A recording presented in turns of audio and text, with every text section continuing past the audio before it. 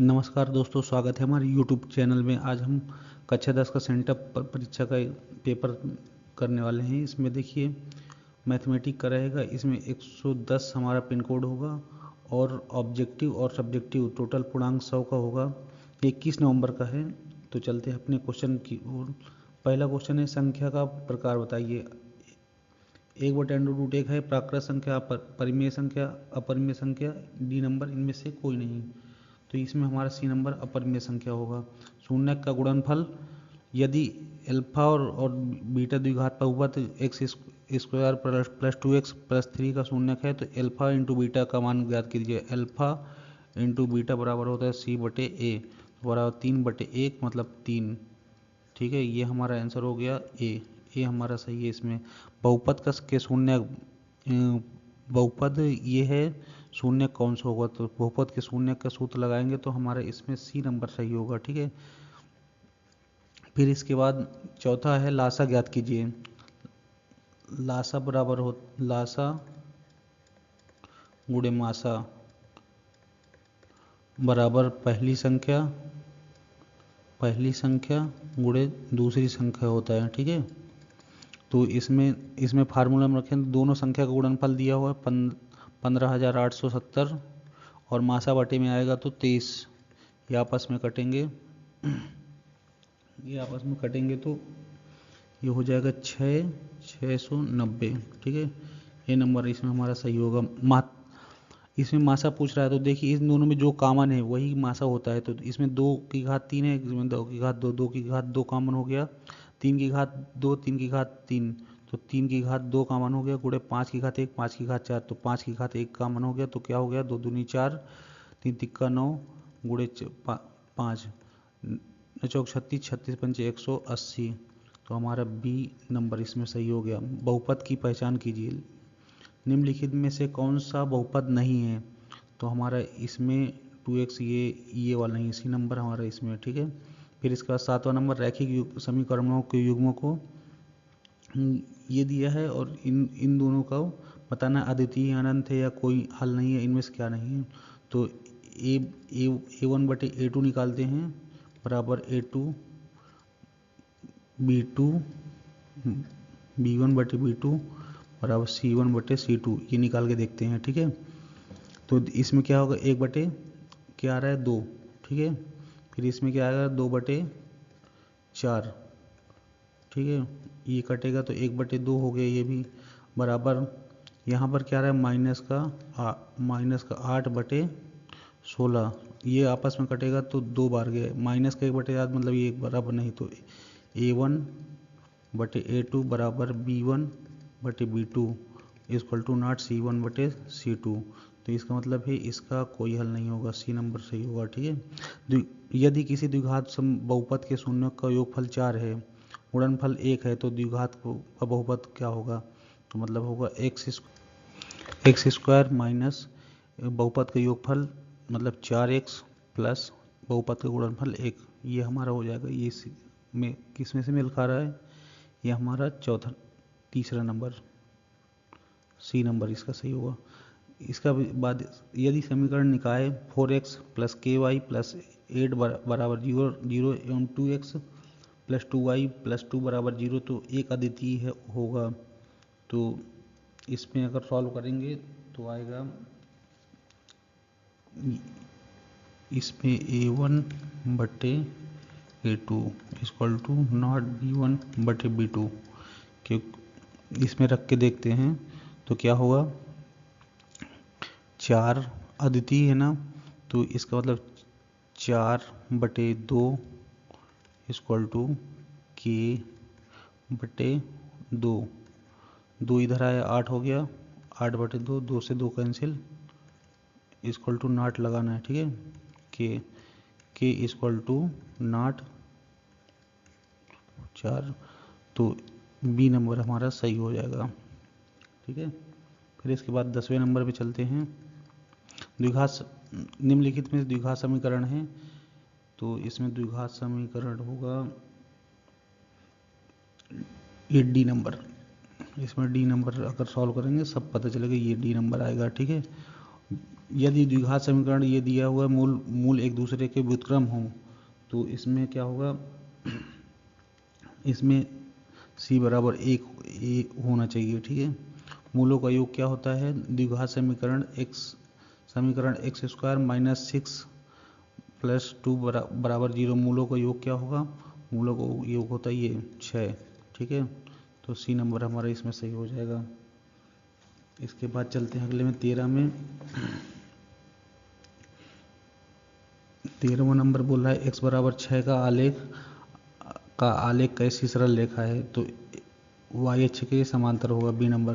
ठीक है, 14वां में x अक्ष का बिंदु निम्नलिखित में से कौन नियामक x का एक बिंदु है, तो x अक्ष में जो होगा वो होगा ए नंबर। ठीक है, ये पहला x में होता है, दूसरा y में होता है, तो ये वाला ए नंबर सही होगा। फिर इसके बाद 15 समांतर श्रेणी में nवां पद निकालना है, तो n पदों का सूत्र होता है a plus n minus 1:d, तो इसमें कौन सा सही है, बी नंबर। ठीक है, समांतर श्रेणी का तीसवा पद इसमें से निकालना है, तो इसका तीसवा पद निकाल लीजिए। a दिया है 10 प्लस n माइनस 1 मतलब 30 माइनस 1, और d दिया है माइनस का, ये 7 में से 10 गया 3। ठीक है, ये 33 हो गया, 33 गुणे 9 माइनस का 99 गुणे 10, नहीं एक मिनट, ये थोड़ा, ये 29 हो गया, 29 गुणे 3, 29 गुणे 3 होगा तो कितना हो गया, 29 27 87 माइनस का, और ये 10 का बराबर माइनस का 77, मतलब बी नंबर सही होगा इसमें। फिर इसके बाद 15वां पदों की संख्या निकाल, समांतर पदों की संख्या कितनी होगी, तो इसी में रख दीजिए 205 बराबर ए 7 n माइनस 1 निकालना है, और डी हमारा इसमें है 13 में से 7 गए 6, तो ये इधर आएगा तो कितना हो जाएगा 198, और बटे में 6 आ गया 36 18 बटा n माइनस 1, तो n बराबर हो गया, एक इधर आएगा 34, तो ये हमारा बी नंबर सही हो गया। फिर इस समांतर के nवां पद निकालिए, तो इसका nवां पद निकालना है, तो an बराबर हो जाएगा a plus 3 plus n minus 1 इस टू डी, कितना दिया है, डी दिया 2, तो कोष्ठक खुलेगा तो ये हो जाएगा 2 इसमें से घटेगा तो प्लस का 1 हो जाएगा 2n प्लस 1 मतलब ए नंबर सही है। ठीक है, फिर इसके बाद 19 मूल बिंदुओं की दूरी बताइए, मूल बिंदुओं के बीच की दूरी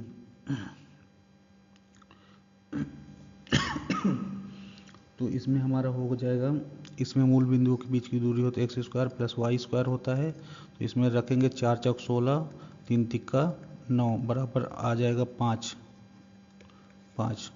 तो इसमें बी नंबर सही हो गया। त्रिकोणमिति देखो साइन 65 का मान दिया है, इसमें साइन 65 प्लस साइन स्क्वायर यहाँ पे, इसको हम लिख सकते हैं 90 माइनस 65, तो ये हो गया साइन स्क्वायर 65 प्लस ये 90 माइनस थीटा बराबर होता है कॉस स्क्वायर 65। अब sine square theta plus cos square theta बराबर होता है 1, तो हमारा आंसर हो जाएगा ए नंबर। इसके बाद मध्य बिंदु को निर्देशांक ज्ञात करना है, तो मध्य बिंदु के निर्देशांक होते हैं a1 प्लस a2 बटे 2, फिर b1 प्लस b2 बटे 2, इन दोनों को सॉल्व कर लेना है। इसमें सॉल्व होगा 5 और 3 आपस में जुड़ेंगे, ये घट जाएगा तो हो जाएगा माइनस का 1 आ गया, तो माइनस के 1 में ये बी नंबर ही एक है पहला, तो यही सही हो जाएगा। फिर 22वें नंबर में चलते हैं, भुज बताना है, -3 और 5 पहला होता है, देखिए भुज होता है ये, फिर दूसरा होता है कोटि, तो हमारा भुज हो गया -3, तो बी नंबर हमारा सही हो गया। इसमें द्वितीय चतुर्थांश के नियमांक कौन सा है, द्वितीय में होता है, देखिए पहले में होता है प्लस प्लस, फिर दूसरे में होता है माइनस प्लस, तो माइनस प्लस इसमें कौन सा है, माइनस प्लस ये बी नंबर है। ठीक है, फिर केंद्रक के नियमांक बताइए, तो इसमें क्या होगा, इन तीनों को a1 plus a2 plus a3 बटे 3 होता है, तो -3 प्लस 5 प्लस ये भी -8 हो जाएगा, एक मिनट, माइनस का 8/3।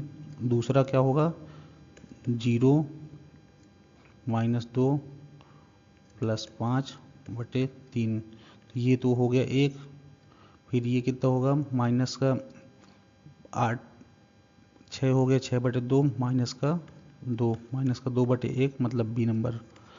फिर इसके बाद चलते हैं अगले में त्रिकोणमिति मान। त्रिभुज ABC समकोण त्रिभुज है तो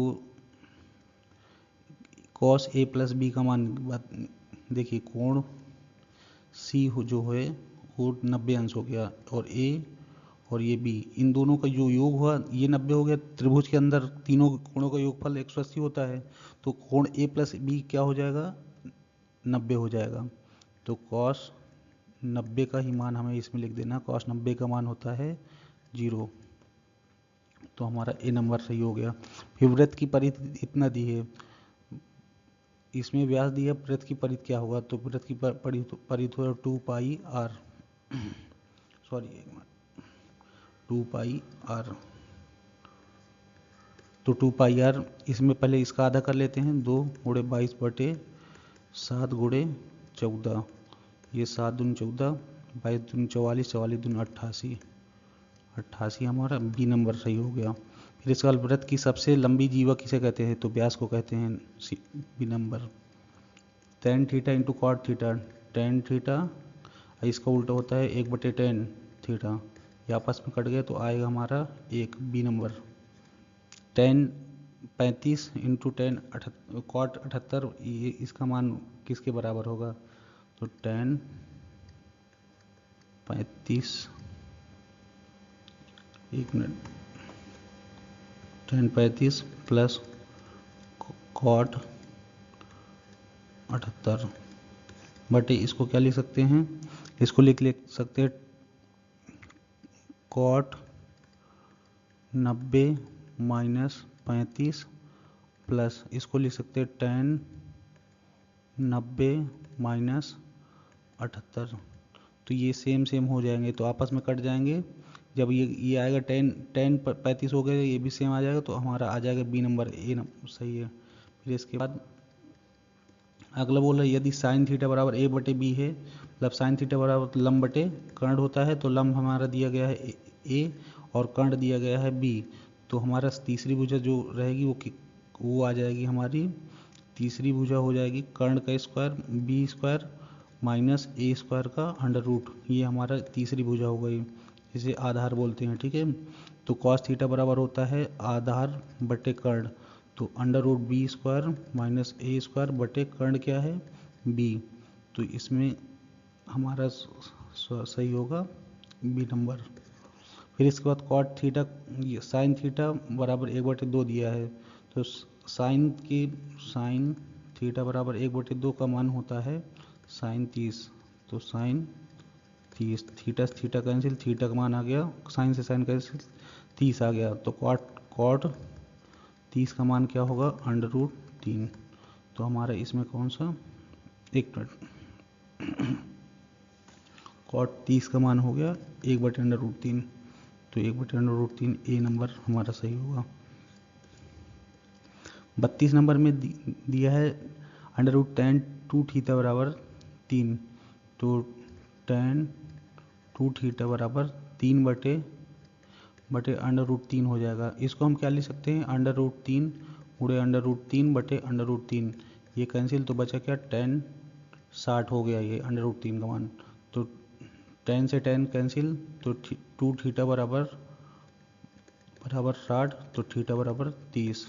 तो हमारा ए नंबर सही हो जाएगा ठीक है। पूरक कोण का सूत्र लिखिए sec -90 - θ बराबर क्या होता है तो sec 90 - θ का मान जो होता है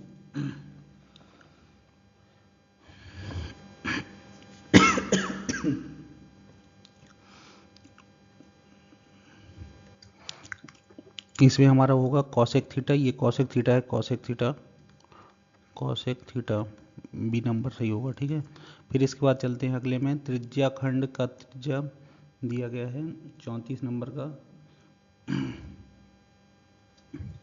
ये एक फार्मूला होता है, ये हमारा होता है, देखिए त्रिज्या वृत्त का त्रिज्यखंड का क्षेत्रफल होता है पाई आर स्क्वायर थीटा बटे 360। तो हमारा डी नंबर इसमें सही हो जाएगा। परिधियों का अनुपात, दो वृत्तों के क्षेत्रफलों का अनुपात ये है। वृत्त में क्या होता है, आर स्क्वायर होता है और परिधि में केवल आर होता है। तो इसमें अंडर रूट कर देंगे, अगर इसका अंडर रूट कर देंगे तो 3/2 हो जाएगा। तो ये हमारा ए नंबर सही हो गया, ठीक है। फिर अर्धगोले का संपूर्ण पृष्ठ क्षेत्रफल, अर्धगोले का संपूर्ण का पृष्ठ क्षेत्र, इसका क्षेत्रफल होता है 2πr², मतलब सी नंबर हमारा सही होगा। सी नंबर 2πr² होता है इसका फार्मूला। फिर इसके बाद बेलन का आयतन, बेलन का आयतन का त्रिज्या आर दिया गया है 2 और ऊंचाई दी गई है, हाइट दी गई है 14 सेंटीमीटर। तो इसमें हम इसको फार्मूला अगर बेलन का सूत्र होगा 2πr²h, 2πr² होता है, ठीक है। इसमें रख देंगे तो 2 गुणे 22/7 गुणे r 2 बचे h हो गया 14, इससे ये कैंसिल हो गया 7 हो गया। तो आपस में गुणा करेंगे, ये हो गया 44, 88, 88 दूनी 106, टोटल हमारा आ जाएगा इसमें